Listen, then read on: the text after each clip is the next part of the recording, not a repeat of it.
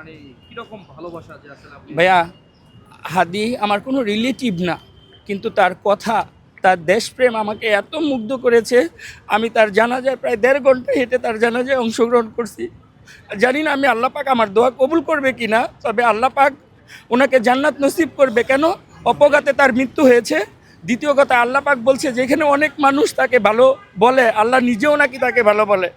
আমি এমন কোনো চ্যানেল নাই, দেখি নাই যে হাদিকে ভালো বলে নাই। আসলে হাদি হলো এই শতাব্দীর শ্রেষ্ঠ বীর, তাকে কেন ভালোবাসবে না? তার আচার আচরণ কথাবার্তা আপনারা বিভিন্ন চ্যানেলের মাধ্যমে দেখেন। আমার মনে হয় এত সুন্দর কথা। হাদি অনেক জ্ঞানী লোক ছিল, সে অনেক ইতিহাস জানতো। হাদি এত অল্প বয়সে এত সুন্দর ইতিহাসের ব্যাখ্যা দিয়েছে, যা আমাদের এই 53-54 বছরের স্বাধীনতা ইতিহাসেও কেউ এরকমভাবে বর্ণনা দেয় নাই। মানে কেউ সঠিক কথা বলে নাই, সত্য কথা বলে নাই ভাই। হাদিরা বেঁচে থাকবে ভাই। আমি হাদির পরিবারের প্রতি সমবেদনা জানাইতেছি এবং তার রুহের মাগফিরাত কামনা করছি আপনাদের মাধ্যমে।